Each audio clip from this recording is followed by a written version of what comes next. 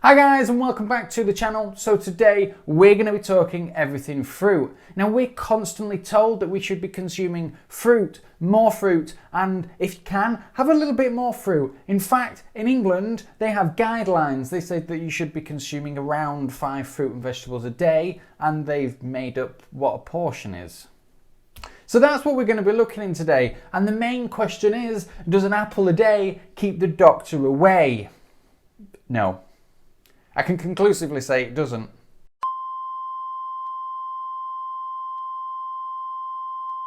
But no, I've decided that I'm going to break this video into parts and pieces for you, which explains fruit and the healthy sugar myth that we're constantly hearing. So, without further ado, this is what you're going to know at the end of this video. So by the end of this video, we are going to be exploring fruits and fats. Now, people are going to think, what is this man on about? So fruit doesn't contain any fat directly, but there could be a subsidiary of fat if you eat too much fruit. So we're going to look into that.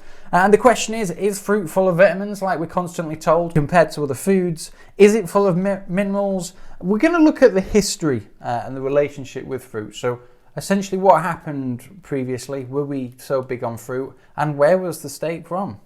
And then we're going to look at the history and its relationship with fruit. And also in there we are going to involve nature, because I always think nature is a pretty good indicator of what we should be consuming fruit for and how much we should be consuming, and also history. Let's have a look into the history. So what was happening in the 1800s? Were they eating mounds of fruit? And then the bottom line, so essentially put it all together. How much fruit should we be having and what the actual evidence is? So without further ado, let's get cracking. So to my left you can see fruits with the highest amount of sugar, and to my right you can see the fruits with the lowest amount of sugar, and yes, avocado is technically a fruit. And in the middle, somewhere around here, you can see a can of Coke.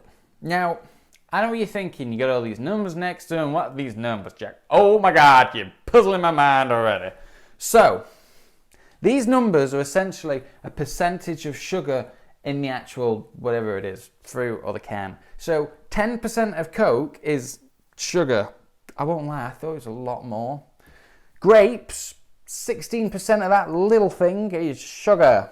So in theory, if you emptied a can of Coke, down the drain, and filled it with grapes juice, you would, in theory, no theory about it, you would actually have more sugar in that grape juice than you would a can of Coke.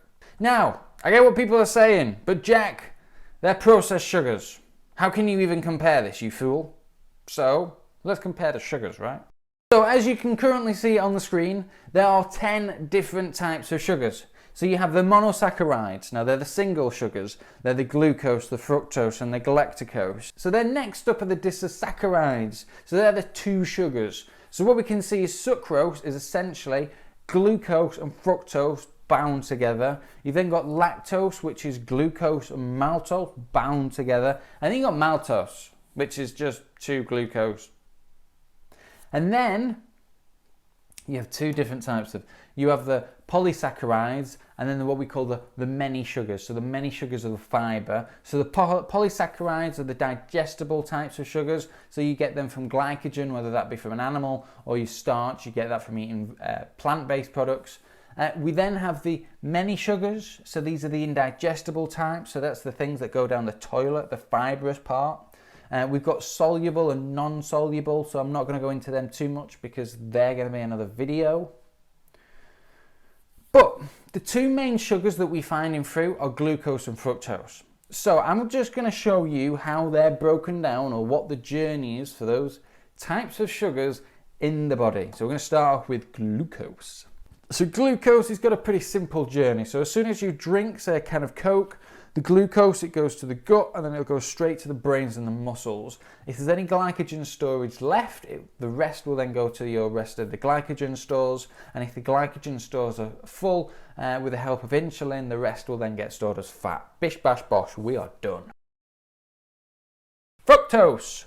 So we can see the journey of fructose is a little bit more complicated. Just like glucose, some will be stored as glycogen. However, a lot of it will actually be made into alcohol, and this will allow the body to then ferment the fructose.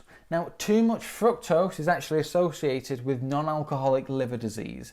Now, that's a disease that's usually associated with the overweight or the obese. Uric acid is also a byproduct of the degradation of fructose, and uric acid is linked to gout. Aye, sailor. And what a lot of people don't know is that fructose also has a massive play on your hormones, especially leptin and ghrelin. So leptin, that regulates the appetite and the control of the metabolism and your energy stability. Ghrelin is the hormone which makes your stomach rumble. So fructose essentially sets both of those hormones off. This tricks the brain into thinking that you're not full, and then it allows you to go and gorge you on fruits. Also with fructose, it is converted into LDL, and we may know that as the bad cholesterol, and that can then create inflammation.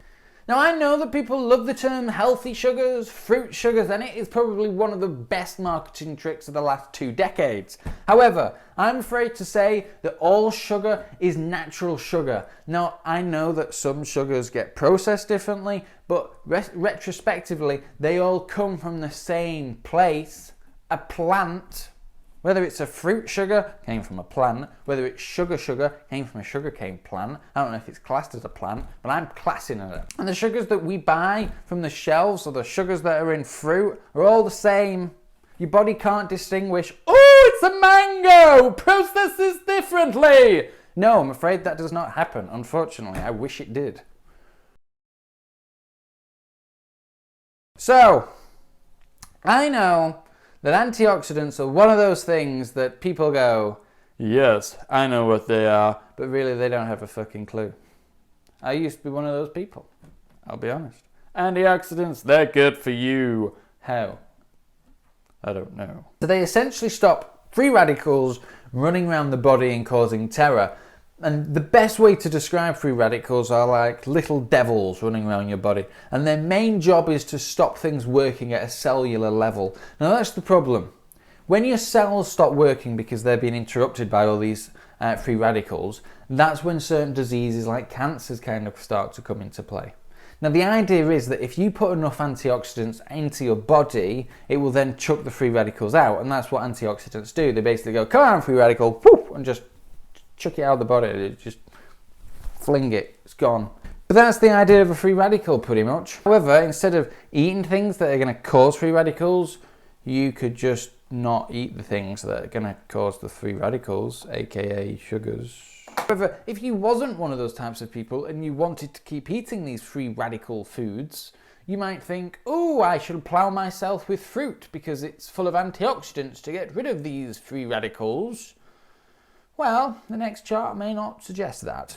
As you can currently see, even though fruit is considerably better than vegetables, not really going to probably make much of an impact. Won't lie to you. If you're really that concerned about your free radicals, go and have a coffee. Now, the only fruits, may I just suggest, or may I just add, that have a good number of antioxidants, and there are a couple out there, I'm not going to hate on all fruit. They're raspberries, blueberries, strawberries, and goji berries. Good news though, if you are a dark chocolate lover, it comes above fruit. So in theory, you can now say, instead of feeling guilty, oh, I'm eating all this dark chocolate, I feel like a fat pig. Actually, I'm cleansing myself. And do it in that voice as well. I'm cleansing myself. With your partner, like, what the fuck? Anyway, moving on. Vitamins, So, now we are going to talk about vitamins. So what I've done is I have done A, B, and C, and D. And on my website, which is listed here, www.truenutritionandfitness.co.uk, you can actually see all 13 vitamins and see how they fare out. So then you can't accuse me of cherry picking. So, let's go from the top. The top 6... Beef liver just blows it out the water. It's disgusting, but it blows it out the water. You've then got lamb's liver, which is equally as disgusting. Doesn't blow it out the water as much, but it is still there. You've got sweet potato, squash, cod liver oil, and kale. Not a fruit in sight. Mango, 181 mcg is the lowest, is the next fruit on that list. And just to put into context, what I did is I categorised the fruit, vegetables and animal products. And I just picked a number, so I went number 10. What's the 10th highest for vitamin A in fruit? Passion fruit. Comes in at 12 mcg. Ooh. We've then got romaine lettuce, which is the 10th highest for vegetables, 122 mcg. And then for animal products, 10th highest was butter. That was a tablespoon, was 96 mcg. Okay, so the B vitamins, you most probably know this as B12. However, there are a number of other B vitamins in the category. And as we can see, there are 0 fruit again. The first one is, disgusting as it is, liver and organ meat. Now, I'm sure if I was some sort of tribesman, I would absolutely love this stuff. But unfortunately, I'm not, and I can't eat it. I have tried. Next one is salmon. 51% of your recommended B12. That is pretty cool. Not as good as the 1000, but 51 is still up there. Leafy greens. Now, interestingly, if you cook the vegetables, it does lose nutritional value. However, spinach 10%, 31% is not bad, to be fair. However, I do prefer spinach raw. Pointless fact of the day. Then we've got eggs. Yeah, not very high in B12, but are high in B7 at around 33% of your vitamin of your recommended daily intake. And then we've got beef. Beef that is beef, just beef. I'm just going to leave beef there. Beef is beef. Beef is great. Beef is God. We move on. Vitamin C. Now, some of the fruit lovers out there will probably going, ha ha, there's fruit in this. Top 5 is fruit. It's all fruit. Well, it's not. We've got chili peppers for one. So, you know, it's not all fruit. However, interestingly, the fruits that are marketed as high in vitamin C, so, you know, the oranges, the lemons, the apples, you know, those ones, well, thyme, parsley, sprouts, broccoli and kale all have higher amounts of vitamin C. And I've never seen a cacao plum. Those cherries, they're probably the normal cherries. Rose hips, I have seen guavas in shops, to be fair. But even still, wow, there is a lot in those cacao plums. There you go. If you want a shitload of vitamin C, go get some plums. Plums. Last but not least is vitamin D. Now, the main source does come from the sun. However, you can get it from certain foods. So you're looking at your fishes. That is pretty much it. It's where you get a large amount of it from. However, mushrooms and egg yolks do have a bit or a couple of good sources. But if you want an outstanding source, salmon, cod liver oil, fish such as herring, sardines, mackerel and halibut, beautiful, tuna even. Interestingly though, if you get farmed salmon, it loses around half of its nutritional value, and that's pretty much most animals, to be fair. In some cases it's even higher. So for you cheese lovers, you are going to be loving calcium because that is right at the top, especially Parmesan.